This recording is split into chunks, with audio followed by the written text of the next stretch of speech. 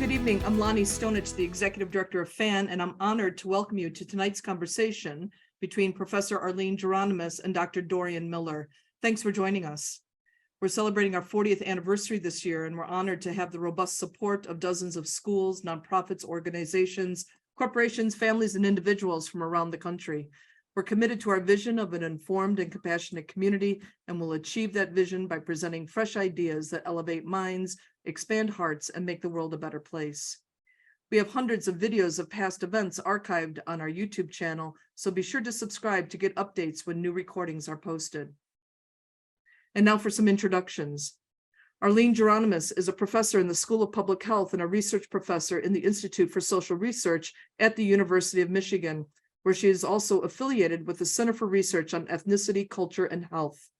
An elected member of the National Academy of Medicine of the National Academies of Science, Dr. Geronimus is the winner of many awards throughout her career, most recently the 2022 recipient of the James Jackson Distinguished Career Award for Diversity Scholarship from the National Center for Institutional Diversity.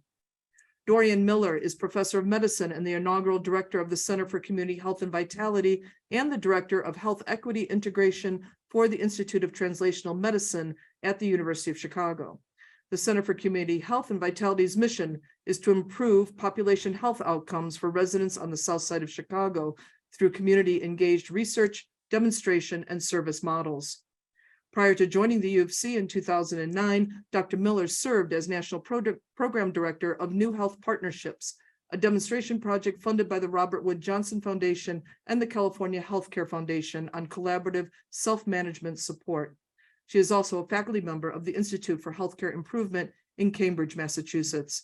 It's my pleasure and an honor to welcome Professor Arline Geronimus and Dr. Dorian Miller to FAN. Oh, thank you so much, Lonnie, for that warm introduction. And I'm absolutely delighted to be here to have the opportunity to have this discussion over the next 50 minutes with Professor Arline Geronimus. And so, Professor Geronimus, welcome. Is it okay if we refer to one another by our first names during our discussion today? Absolutely. Great, thank you.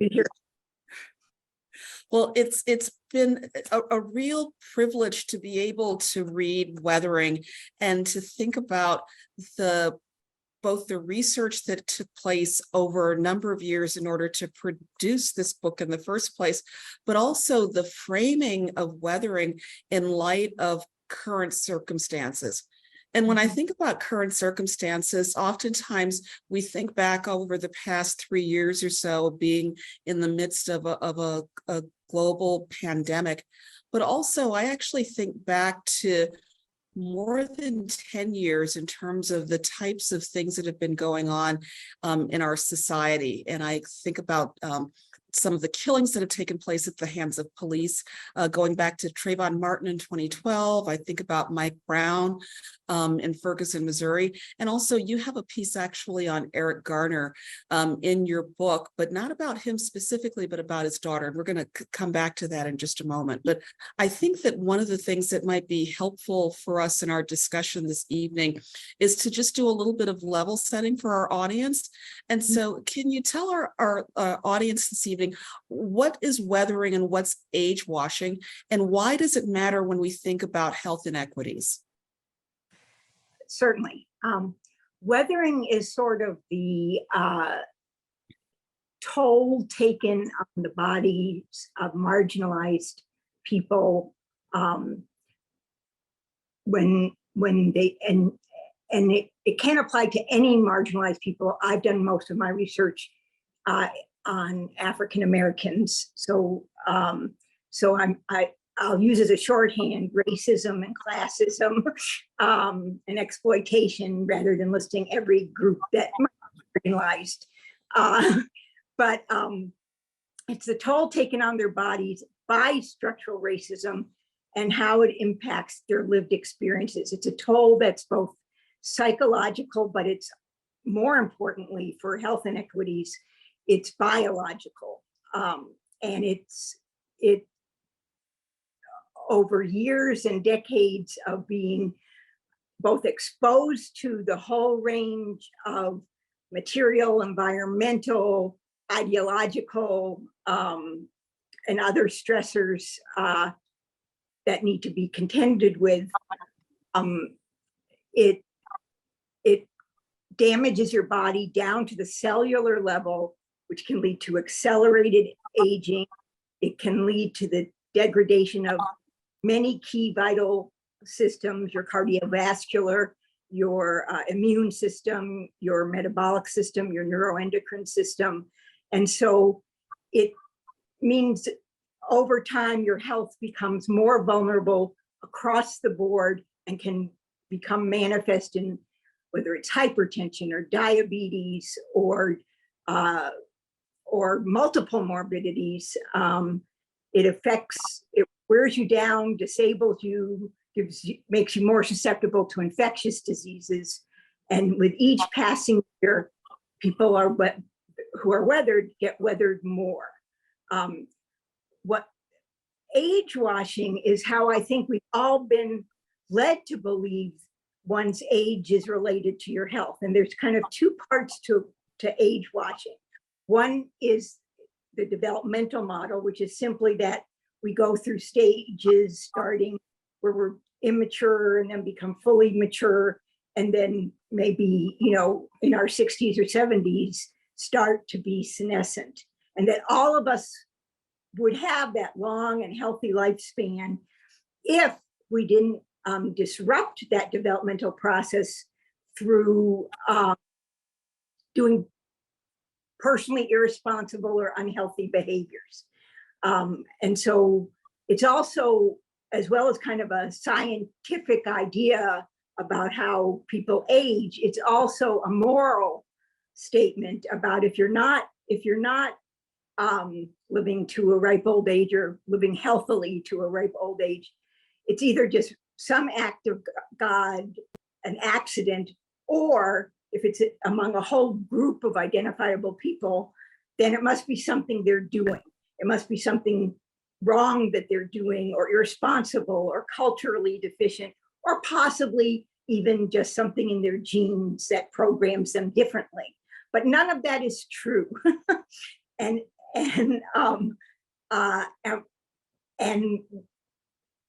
weathering offers an alternative explanation of why we would have inequities in life expectancy, in all kinds of chronic and infectious diseases, and in disabilities, that fits the data a lot better than this kind of moral tale, oral narrative that if we just do right, we just take personal responsibility and eat the right foods and exercise, etc., we can also anyone can live a long and healthy life. When you mention the issue of age washing, I think about some of the courses that I've taught at the University of Chicago from time to time in our health disparities course.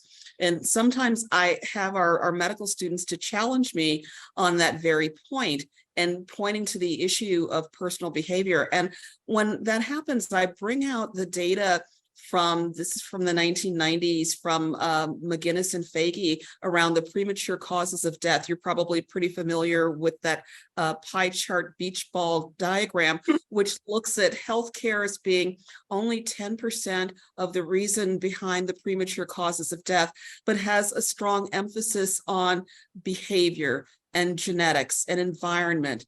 And I talk to them about the issue of the interaction of these factors, and that if you live in a neighborhood where it's unhealthy for you to even go for a walk in the neighborhood, if you don't have access to things in the neighborhood that can help to support health, like having a grocery store where you can go get fresh fruits and vegetables, then your behavior will actually help you or hinder you from being able to achieve those kinds of health outcomes. So I think that that's an incredibly important point. Yes, there are several ways in which structural racism affects your health. And one of them is the history of being segregated into disinvested areas where you're subject to environmental racism. It's not only not grocery stores, it's that you may be actively having lead in your water or your soil. There are indigenous tribes in the West who are near power plants, and their babies are born with unhealthy level, anything's an unhealthy level of uranium already circulating in their blood. Obviously, the links to poverty and discrimination in education or job hiring. So I like to think of those as kind of the neon lights of how structural racism impacts health inequitably across populations. And those are really, really important. But even if we solved all those, or even if we put grocery stores and lit pathways for exercising, and retrofitted housing so that it was efficient and you weren't subject to freezing cold winters or, incredibly hot summers, weathering would still occur. All together, weathering plus those other kind of neon lights of structural racism just lead to incredible corrosion of the bodies of marginalized people.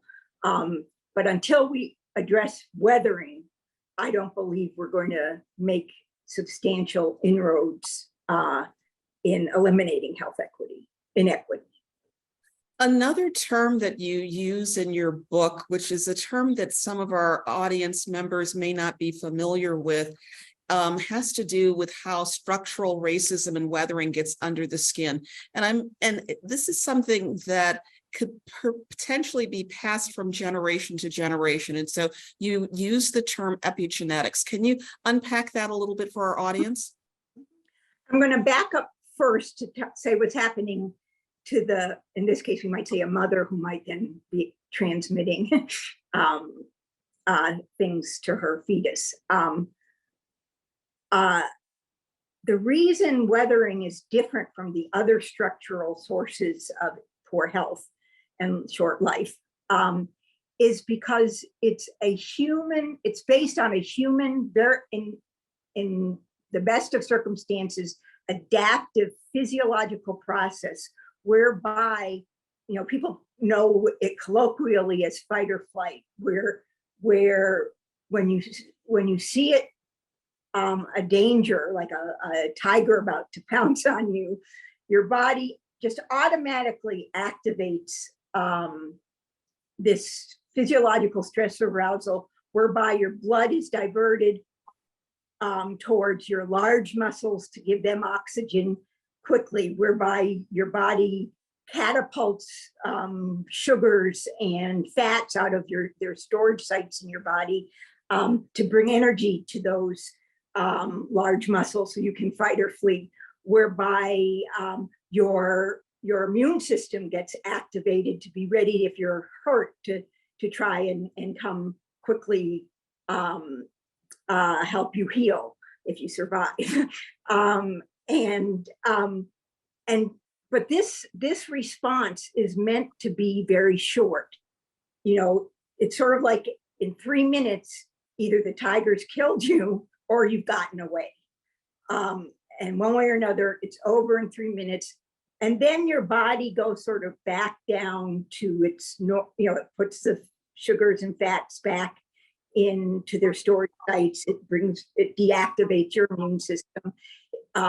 It distributes your oxygenated blood more evenly across all your body systems, not just to your large muscles and your lungs, which is important too, because part of what weathering does is if you're not, it's a body system or organ or tissue or a fetus, if you're pregnant, that isn't going to help you fight or flee, or maybe even be a drag on the system, it will, lead to not sending nutrients to the fetus or those other tissues and organs. So both the organs that are over elevated by this process and the ones who are robbed of their nutrients are put at risk. Well, if that's for 3 minutes, the chance you escape the tiger is worth that. But what happens in a structurally racist society is that it's not minutes. there's a kind of unrelenting set of stressors that arouse that same physiological process automatically. And some of them are in response to things we know about, like, not getting sleep, being exposed to toxins. But some of them are just, we're built that anytime we feel we're in some kind of danger, including in human cases, danger to our identity or threats to people of our social identity, this process will begin. And so over time, when you are chronically and from so many different precincts having this physiological stress arousal activated, it wears down, as I said, these very important body systems. It wears down your blood vessels. It leaves all those fats and sugars circulating through your bloodstream. It dysregulates your immune system that keeps almost getting the green light, but not getting the green light, and it goes haywire. And so that is what ultimately exposes you to all the different diseases and the accelerated biological aging that you face. Now, I know you asked me about epigenetics. So yeah, but actually, I asked you to hold there because I actually want to bring out a point in your book, which I don't think that many people would think about in terms of the texts of desegregation and looking at education level for people who attended historically Black colleges and universities and their outcomes in terms of metabolic syndrome and the like versus those who attended Ivy League schools. And so before we go into epigenetics, let's stay on this point for just a minute, because I think that particular part of the book is actually a very nice illustration of the description you just gave. So talk to us a little bit about that. Okay. So we have a sort of naive belief that if members of denigrated groups or impoverished groups or exploited groups gain more education and earn more income, that will solve their health problems. And that I called it naive because it is. Certainly, it buys healthcare, which is not always a blessing, but is mostly, we'll say, a blessing. Compared to having no access to healthcare. But and it, you can then live in a community with grocery stores or away from toxic sites. So it's not that higher education and income isn't helpful, but some of these stressors that activate the physiological stress process are more likely to occur when you're a member of a denigrated group who's sort of first generation or one of the earliest generation to desegregate schools, or live in neighborhoods that are predominantly white or go to predominantly white colleges, because those institutions were not made for you. People don't understand what you're dealing with. You may feel like a fish out of water. This idea of feeling identity threat is pervasive, and it's been well documented by social psychologists that people from minoritized groups who enter new situations, especially if they're with people from dominant groups, immediately go on alert and become vigilant to whether they feel they're going to be treated fairly, whether they're going to be able to be authentic, how they're going to code switch so that they, act like, manage their identities in ways like they're welcome there, but they're also not sure they're welcome there and not sure where the danger lurks in their classmates or the professors. And so one of my former students, actually, Cindy Colin, who's now a associate professor at Ohio State University, she did a study where she looked at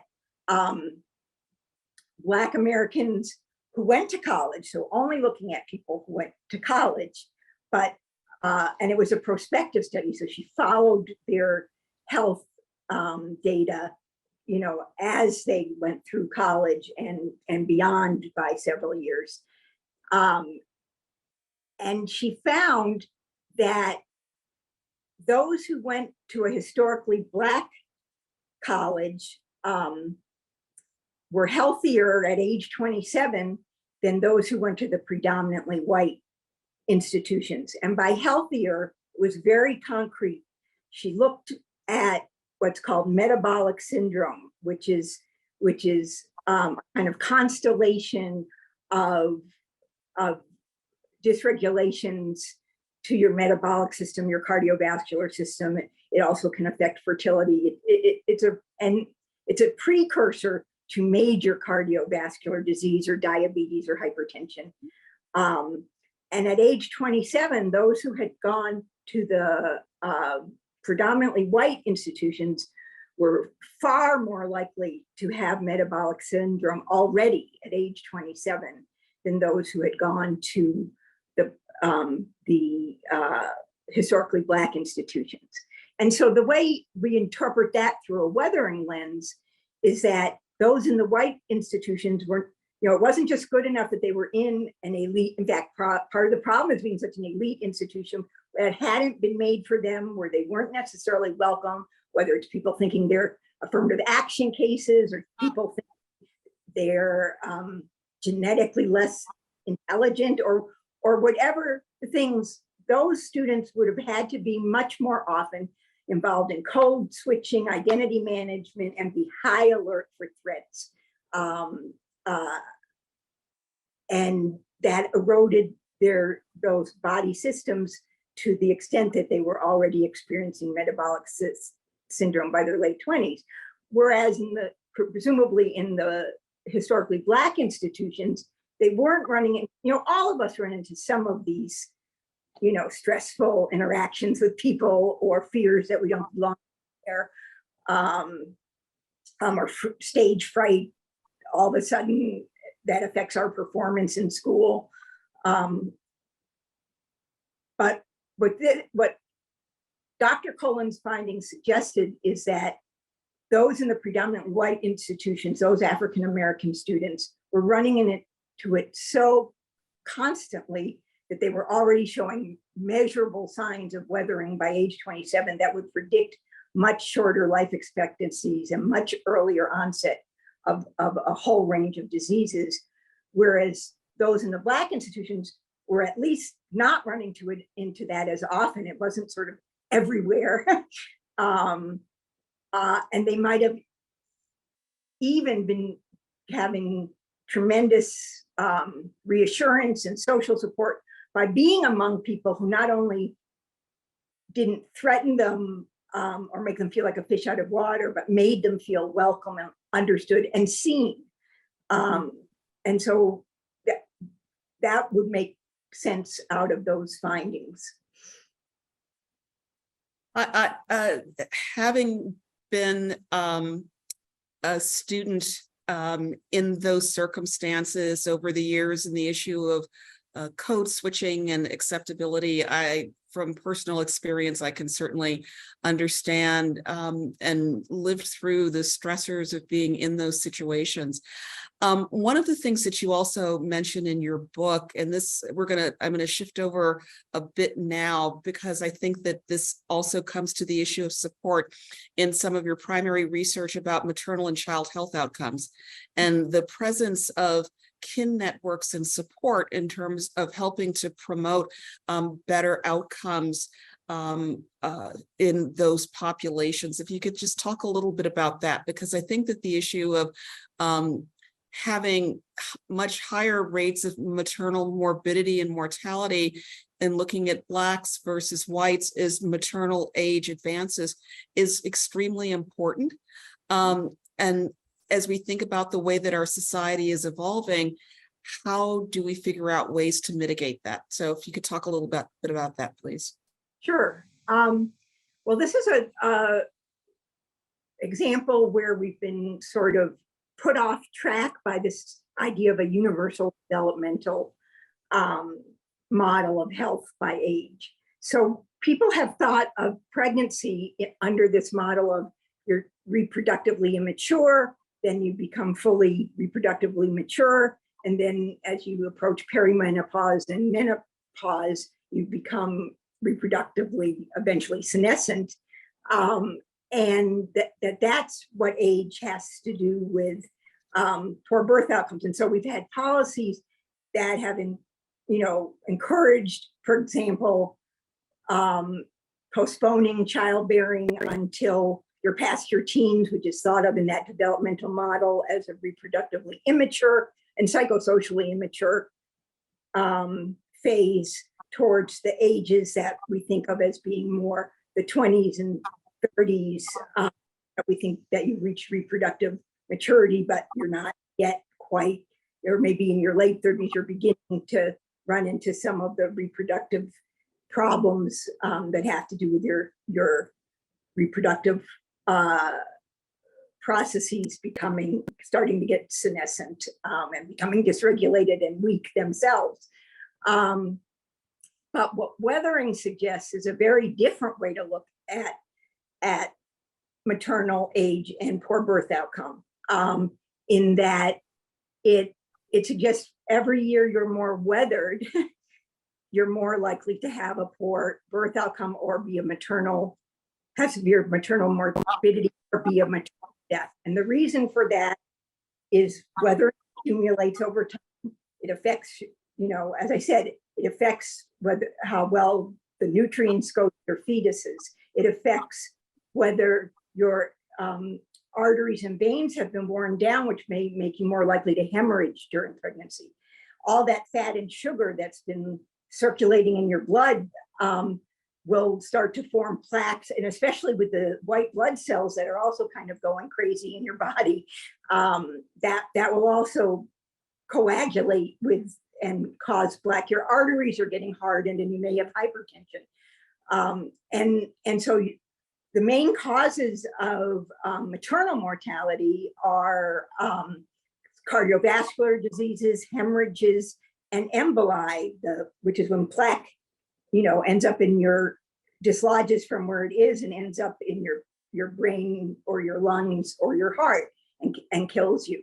And hypertension and its worse forms during pregnancy, like eclampsia, preeclampsia, and eclampsia, are major causes of babies being born too early or too small or growth retarded, as well as of maternal mortality. So what that suggests is that it's not that you don't have reproductive development going on as part of what's happening. And it doesn't mean you should start, having babies at 10, younger the better. But it does mean, and what we've shown in study after study after study, is that having babies actually in the late teens and very early 20s is less likely to result in infant deaths, low birth weight, preterm birth, or maternal deaths than having the babies late. And if you wait to have your babies until your late 20s or 30s, it's much more dangerous if you're a Black woman who is weathered. And in fact, we've done some work suggesting that the entire increase we've seen in rates of very low birth weight over the last 30 years is due to the push to postpone childbearing. And we're finding similar findings in a study we're doing now on maternal mortality. So one thing I want to say is, people sometimes think what this means is we should instead, promote teen childbearing. And that is not what it means. What this means is we should be concerned that women as early as their 20s are at higher risk than teens or people in more dominant groups of having these horrible birth outcomes. And we need to figure out, and I would say it's related to weathering, why that is and what we can do to make it better. I should also say that the teen moms, while they're the lowest risk age among Black Americans women, they still have, higher rates than white teen moms. So there's both the general inequity that goes across all ages, and then the kind of age gradient increase that means that the difference between black and white odds of having these poor birth outcomes gets bigger and bigger go through your 20s and 30s. Thank you. And thanks for Anne Marie Anderson putting information in the chat around the epigenome. I think that we'll pass over that because I want you to share one more anecdote before we move into how we should move forward in terms of helping to support members of our society that are going to be at higher risk for weathering before we move out of our conversation. And so Erica Gardner, talk about her. So Erica Gardner was the daughter of Eric Gardner, who, as most people must be aware, was killed by police for trying to sell a few loose cigarettes. That was his crime. And she was in her 20s when he died, and obviously suffered the grief and loss of losing her father and in that brutal way, also having to watch that over and over, news clips, being reminded and cued to the danger her father actually experienced and that any one of her family members or community members could also experience.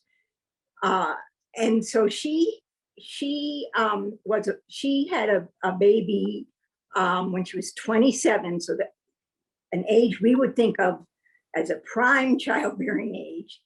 And she died. She was a maternal death from because she had an enlarged heart that led to an arrhythmia and a heart attack. So she was age 27. So as a general statement, enlarged hearts and arrhythmias are one of the things that being constantly exposed to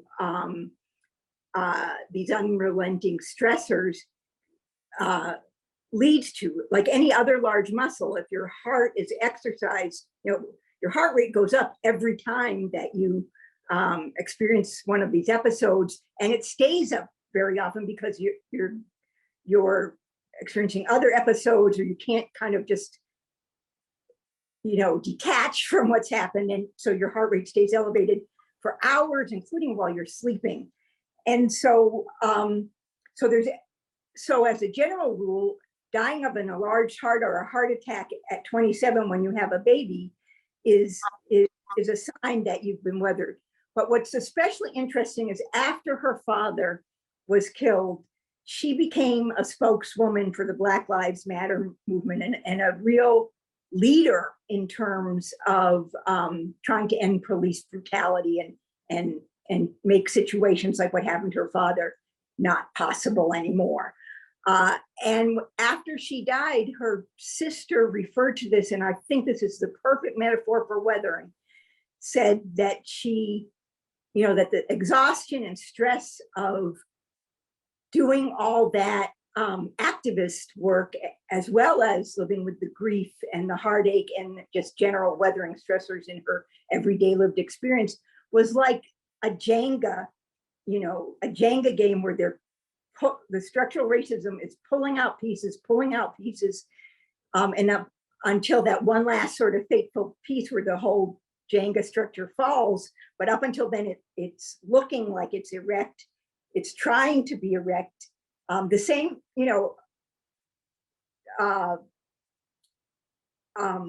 Martin Luther King had a 60-year-old's heart when he died at age 39, and presumably weathering and enlarging his heart and the stress on his cardiovascular system was part of that. And so it's such a bind, and it points to the fact that we've also gotten things wrong when we thought, well, the people who are having the health problems in the Black community must be the ones who are lazy and fatalistic and suffering family breakdown, or we have all these stories. But one of the cruelest parts of weathering is that it is the people like Erica, like Martin Luther King, and you don't have to be a high visibility activists to be a person who gets involved in trying to resist or cope with high effort all the structural barriers and barricades in your path. And so you're actually, another part of weathering is the endless high effort coping you're called on to do. And especially if you're the person network or your family, or the person who unfortunately is the daughter of the poster case for police brutality. Then, I mean, we've had many more since, that will actually weather more, and it's that trying to stand erect and withstand it all, as much as it is the stressors themselves that degrades your health body systems.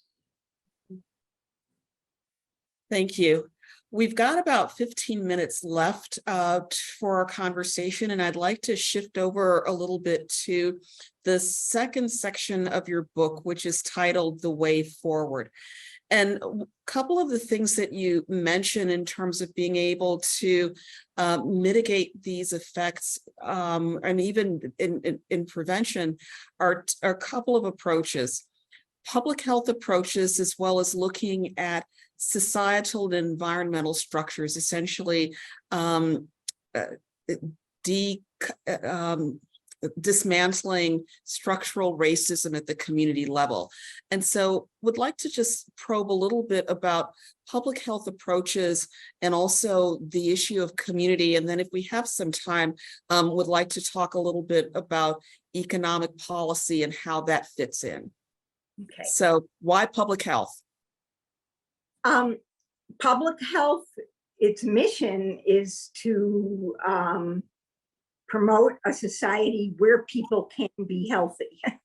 And what weathering suggests is whole groups of people in our society do not have the conditions where they can be healthy, no matter what they do or how hard they, work, or how hopeful we're also told a lot of this is due to dysfunction and despair. But as I was suggesting when we were talking about Gardner, this happens the most to hopeful, tenacious people who go, who aren't lying on the couch eating double cheese pizza all day and being fatalistic, but who are taking those buses for hours every day to get to their 3 different jobs they need to have just to make ends meet and put food on the table, who are going to the predominantly white institutions and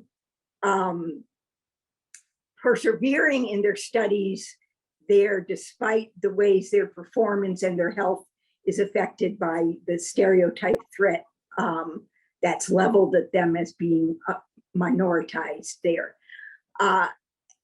And so public health is the natural way to think about it, because it's about populations. It's not just individuals should learn, make more money, get more educated, and learn what's the right thing to eat and how much to exercise. It's that we have to deal with environmental racism, which is a public health problem. We have to deal with work site accidents and stressors and toxins. We have to deal with maternal and child health. All of these things are public health concerns, and deeply. And it kind of also takes us to thinking about, instead of individual behavior, about the distributions of disease and of the causes of disease along social dimensions that could explain, given that there isn't a genetic basis for racial differences in health. So there has to be something else that explains why is it that Black people or Indigenous people or poor people or whites impoverished whites in Appalachia do die younger. What's the phrase? They're sick quicker and die quicker, or they live, their lives are also much less healthy, even if they live to a ripe old. And so public health is really the lens, as long as we can move it away from its kind of detour over the last 30, 40 years into individual behavior change. predominantly, and bring it back to its mission of understanding distributions of disease and illness and how society, societal structures can impact health differentially for different groups.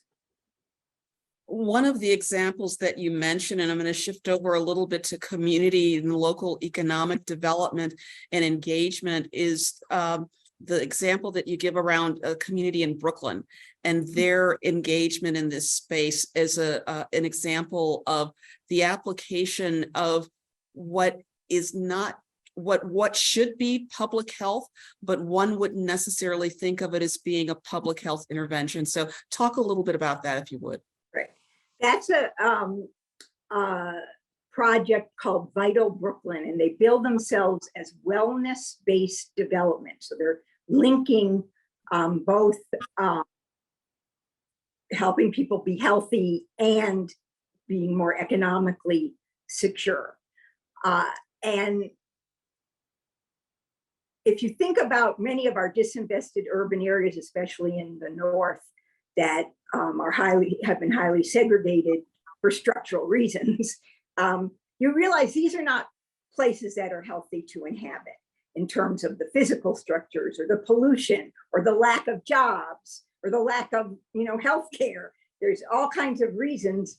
I mean, people will first think of things like crime and violence, and that's part of it, but it's much bit broader than that, and it includes the lack of municipal infrastructure and all these other things I've already mentioned, like environmental racism.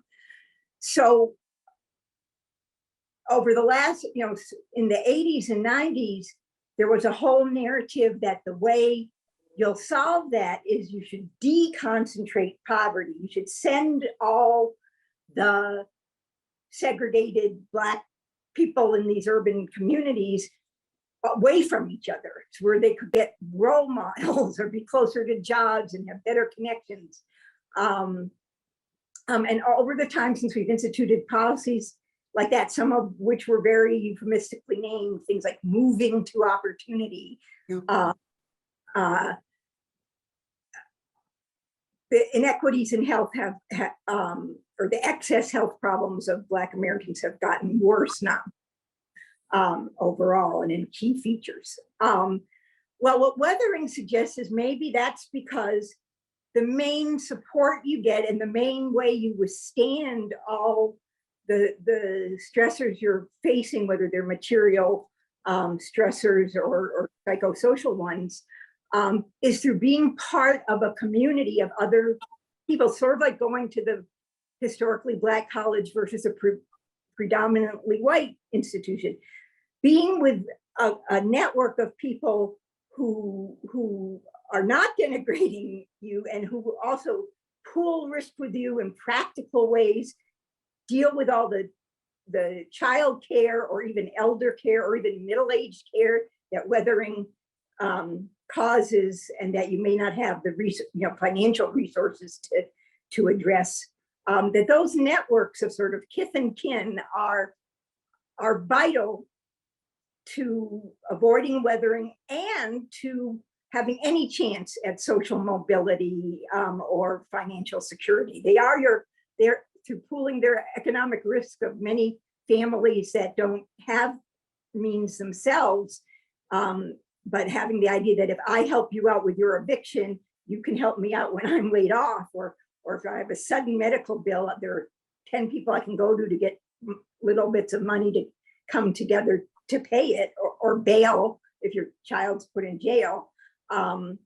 So those concepts of deconcentration of poverty were not only kind of racist concepts, suggesting there was nothing good about the people or communities or a value in their communities, and it would be best for them to be dispersed out to the periphery and to live among better role models, was exactly wrong. But what Vital Brooklyn is trying to do is say, yes, we need to make up for all the disinvestment in these urban, predominantly Black communities of decades and decades and decades. But the way we do it is by investing in that community and the people in it, so that people are not moved away from their networks. So the opportunities are brought to, in this case, Brooklyn.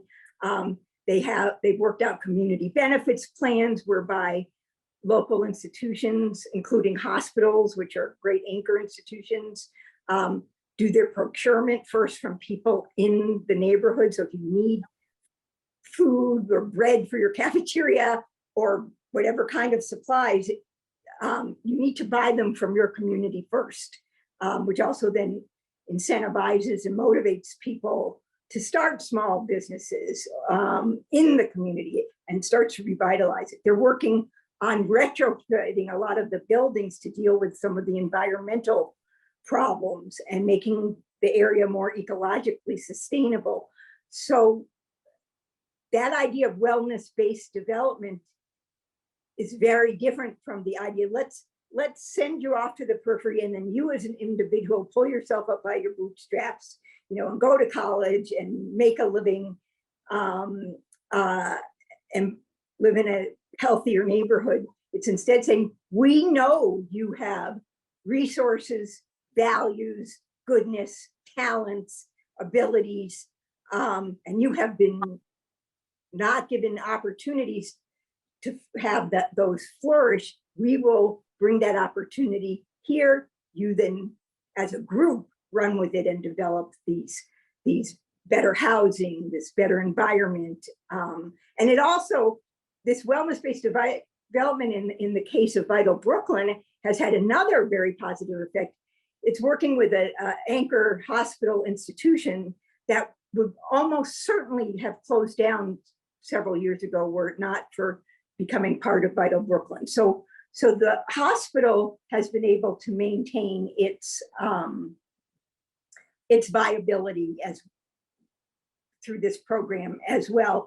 And it has also supplied land that it owns that can now be used to build affordable housing. So it's an incredible synergy, and it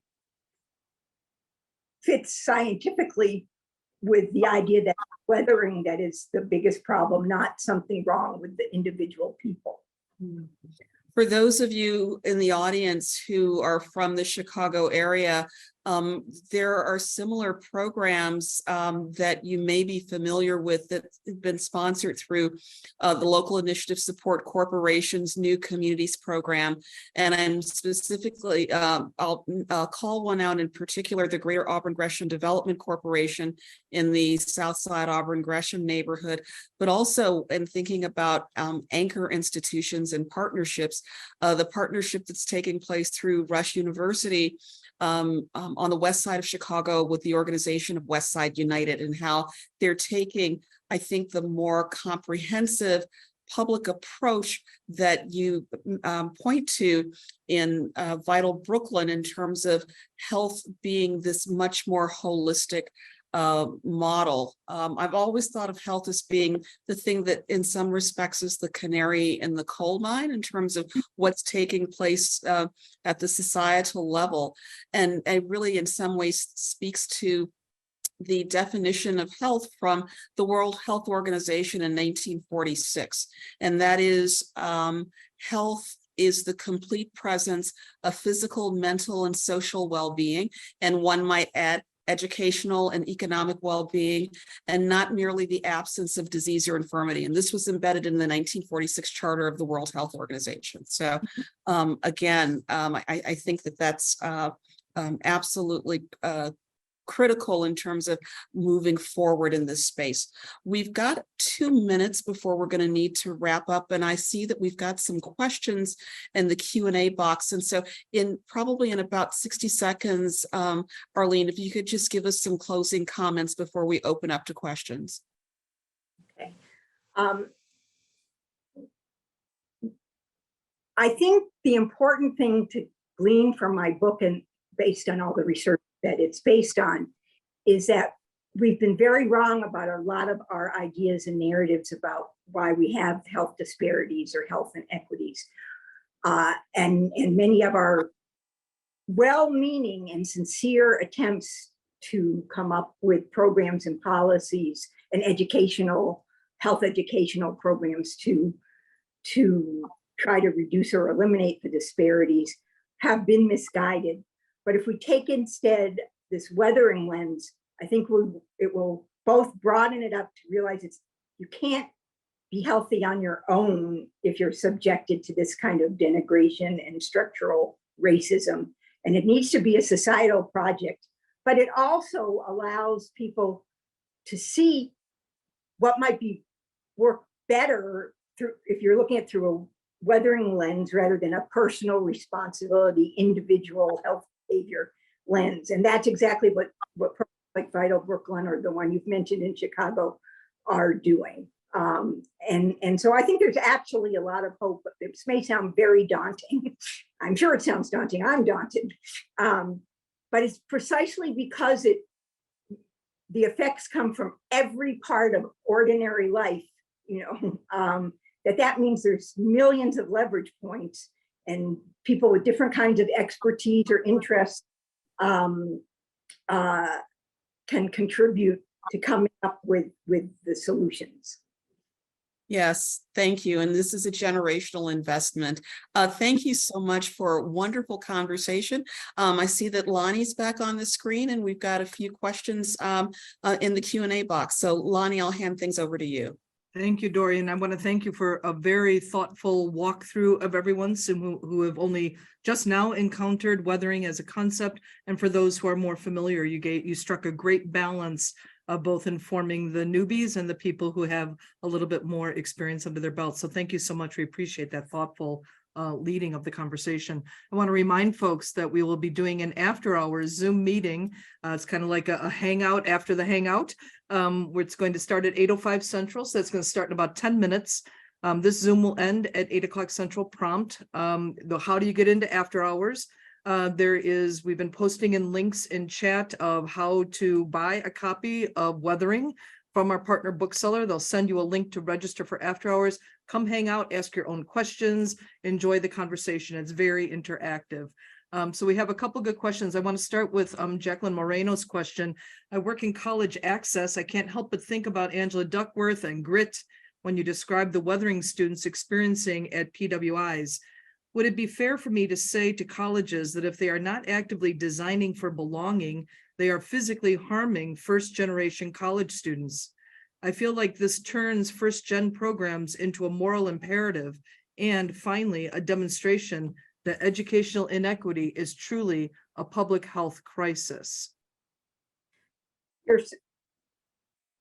You're spot on. And in fact, there is biological evidence that proves that, not just what I've already told you about at the different kinds of colleges, but there has been a team of researchers who I think are actually in Chicago, maybe Northwestern, I'm not exactly sure, but who have been analyzing data on a cohort of kids who grew up in rural poverty in Alabama and followed them from their childhoods. Now they must be in their 30s or maybe even 40s, I'm not sure, but at least 30s. And in addition to knowing a whole range of things like, did they go to college? How far did they go in school? Did they stay, poor? Or were they socially, economically mobile? All of those things. And also doing a series of different kinds of health diagnostics and lab tests and measures of epigenetic aging, which is a marker of biological aging as opposed to chronological aging. And what they found over and over again in a whole array of different diseases and conditions is that of the poor students who started in this survey when they were young, those who had the most grit, those who got themselves through college, it took that grit to get to college coming from these communities and as first-gen students. But they, just like with the metabolic syndrome, they are more likely, then they're equally poor classmates from elementary school who had less grit and were less successful academically and socioeconomically, they have greater rates of metabolic syndrome even in their early 20s. They show signs of epigenetic aging. They're biologically older than their classmates who didn't succeed as well or didn't have that grit. So I think grit is a double-edged sword. I'm not saying there aren't positive things about grit. I don't even know if you're someone who's predisposed to have grit, or whether you have a choice. Just like I'm not trying to say Martin Luther King or Erica Gardner had a choice or didn't get a lot of purpose and meaning out of being the activists they became and didn't do a lot of good for the world. But in fact, grit, having what's called higher executive function, and more planful self-control, all the things we think everybody should have and we should help it cultivate in our children, turn out to be very physiologically harmful, to the point where it's not simply they're more likely to have metabolic syndrome than their peer who went to a different kind of college. They're more likely to have metabolic syndrome at an earlier age than their peers from their incredibly, isolated, rural, disinvested, impoverished, environmentally toxic neighborhood they grew up in. That's pretty frightening. And that should not be allowed to stand. We are very close to being out of time. I don't know if either of you could give us the 30-second definition of metabolic syndrome for some of the folks in the audience who are asking. Got to be quick, though. Metabolic syndrome is sort of the dysregulation and weakening and pathologizing of your cardiovascular system. It can lead to polycystic ovaries, so it can affect, if you're a woman, your fertility. And it's a big predictor of ending up diabetic, infertile, having fibroids, if we're talking about maternal and child health, and obviously having hypertension, heart disease, and weathering that physiological stress arousal that's unrelenting is as an important cause of metabolic syndrome, especially at such a young age. Thank you for that. So we're going to be closing out here.